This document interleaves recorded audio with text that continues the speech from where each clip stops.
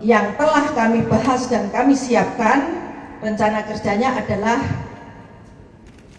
menuju pada efisiensi anggaran.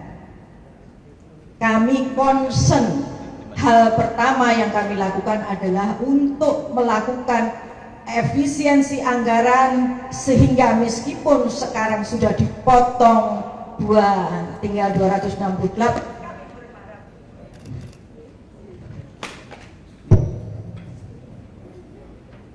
kami berharap masih bisa menurunkan lagi, namun tidak mengurangi sasaran. Jadi kami akan terus melakukan efisiensi anggaran di berbagai bidang. Dalam rangka efisiensi anggaran, maka hal yang kami lakukan adalah pertama, refocusing penerima manfaat. 2. Moratorium dapur titik-titik baru. 3. Pembenahan dapur-dapur yang telah berdiri dan telah beroperasi agar sesuai dengan standar untuk menghasilkan makanan yang berkualitas, termasuk perbaikan dan pelatihan SDM. Artinya bila dapur itu tidak sesuai, tentu kami akan lakukan suspend. 4. Merealisasikan program MBG untuk daerah 3T, tertinggal, terdepan, dan terluar, dengan beberapa alternatif skema pelaksanaan agar tidak membebani APBN. Nah, itulah yang sore hari ini kami konsolidasikan, jadi kami fokus kepada efisiensi anggaran. Demikian dari kami, dan insya Allah kita akan bertahap bicaranya. Kita akan adakan jumpa pers sesering mungkin, mungkin minggu depan juga kita akan jumpa pers lagi tentang tema-tema yang lain. Tapi sore hari ini kita bicara pada efisiensi anggaran. Terima kasih. Baik, terima kasih Ibu Nani, Ibu Waka dan Pak Waka. Apa ada yang ingin disampaikan juga? Baik, selanjutnya kita masuk ke sesi tanya jawab. Untuk pertanyaan kali ini kami batasi maksimal 3 pertanyaan dan temanya terkait perbaikan tata kelola pelaksanaan MBG dan efisiensi anggaran saja ya. Karena nanti untuk manajemen pimpinan yang baru ini kami akan rutin melakukan konferensi pers setiap minggu. Jadi mohon untuk setiap minggunya ada tema-tema khusus dan tidak boleh di luar dari tema itu. Terima kasih. Mungkin silakan sebutkan nama dan medianya.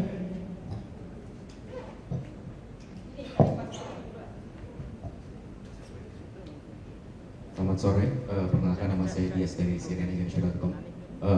Bu Danik tadi sempat mention kalau akan ada moratorium ya untuk dapur MBG. Nah itu yang di moratorium apakah sudah tidak bisa mengajukan pembangunannya lagi, atau misalnya mungkin yang lagi berjalan itu di stop dulu, atau bagaimana? Mungkin boleh tolong dielaborasi lagi Bu. Terima kasih. Boleh, terima kasih Mas. Jadi kita sekarang ini kan banyak sekali yang mendaftar dan posisinya ada persiapan, ada apa gitu. Nah, saat ini sudah ada sekitar 27 dapur yang sudah 27.000 lebih dapur yang sudah operasional. Kami akan beresin dulu ini. Misalnya di satu kecamatan ini cukup kok 6 saja. Sudah, ya 6 saja. Jadi moratorium. Nah, lalu apakah nanti dibuka? Kalau kemudian setelah kita lihat kurang, baru kita buka lagi pendaftarannya. Jadi kami beresi dulu Mas, beresi dulu. Karena apa?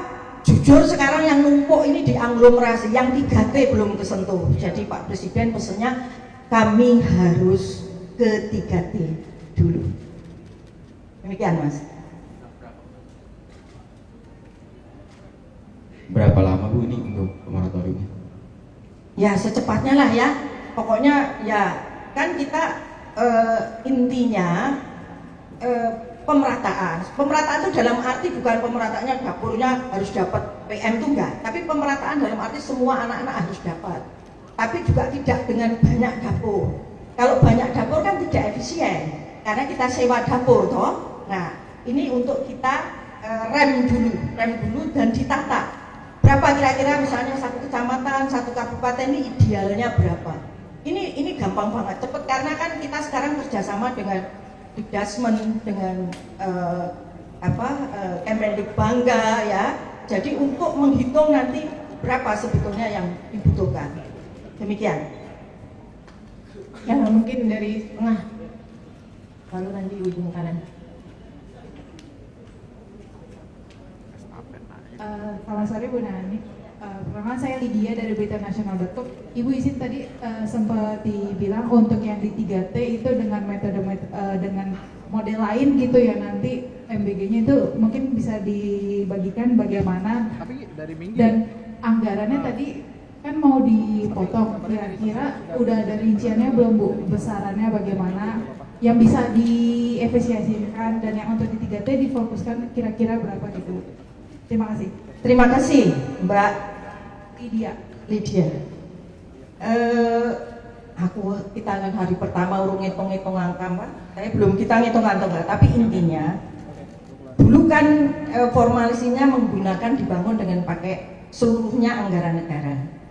Yang sekarang itu kita coba ada alternatif lain. Misalnya ada CSR BUMN, ada hibah dari negara lain, itu banyak loh hibah-hibah ini.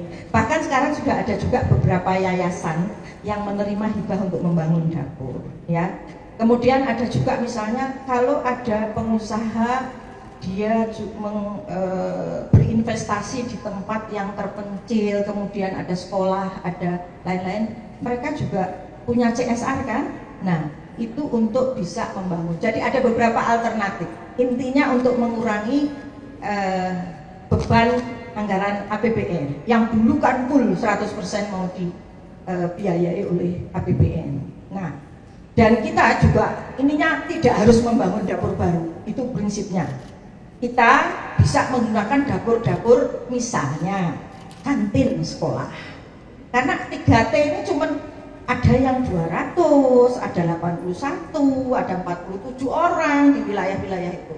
Jadi nggak mungkin kita membangun dapur-dapur baru. Jadi yang sudah ada existing, nggak tahu dapurnya siapa, mungkin ada dapur umum atau apa. Intinya tidak harus membangun dapur baru.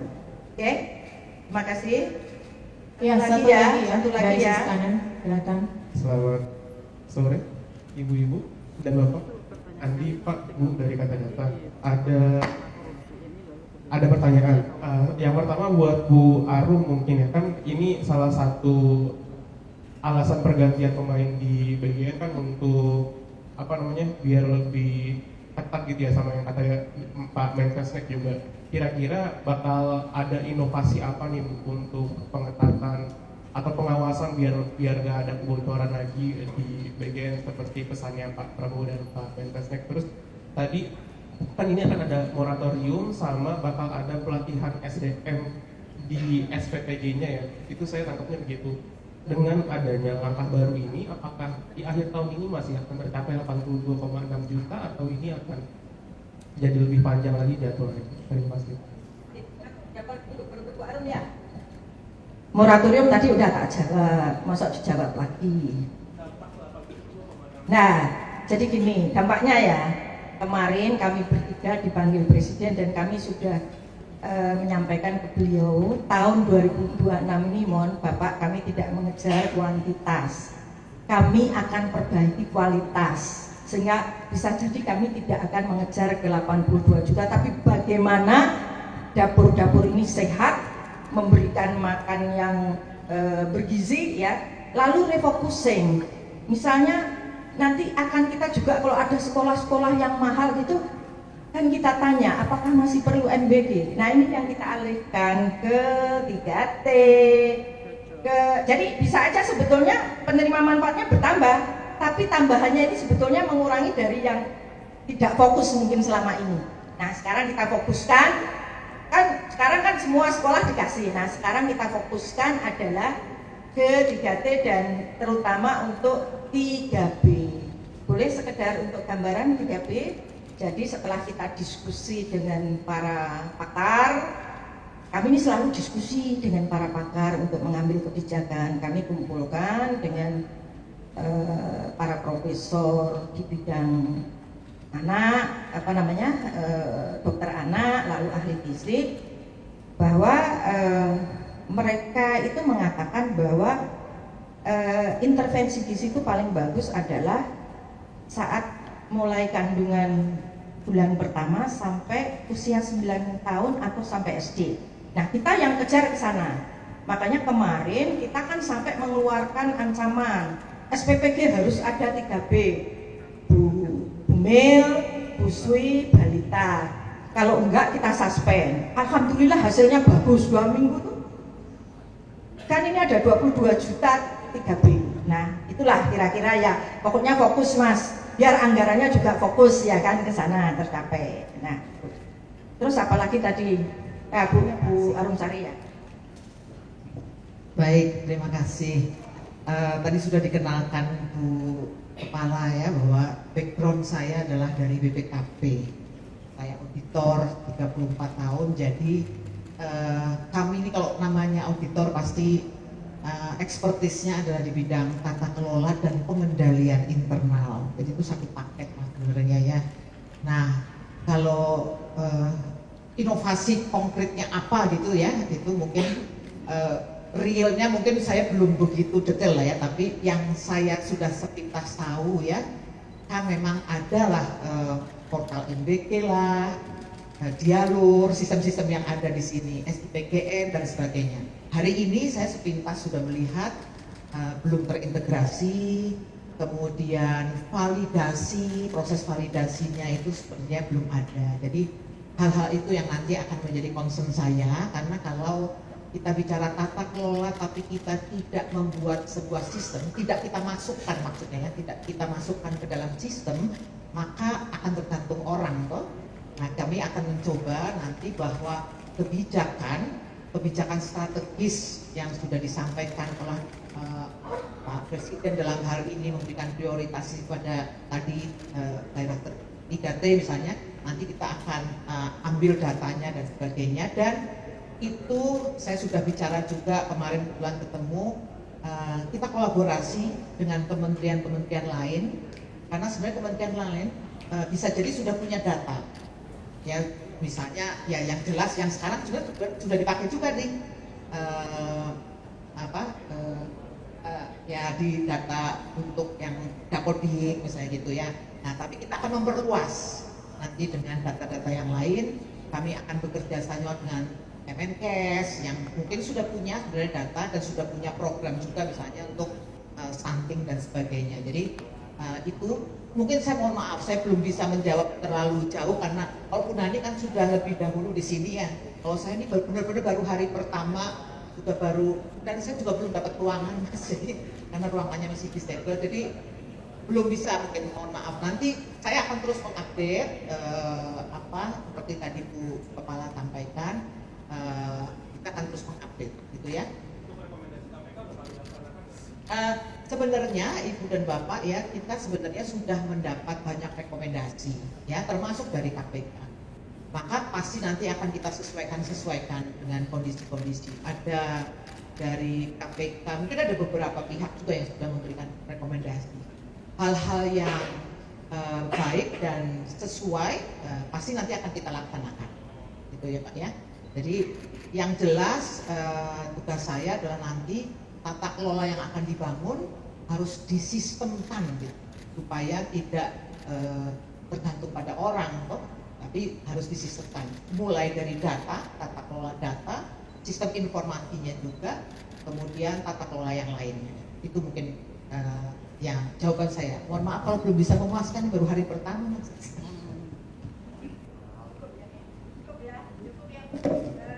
Terima kasih teman-teman semua. Mohon dukungan.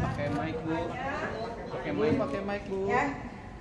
Terima kasih teman-teman semua media yang sejauh ini memang sudah luar biasa membantu program MBG.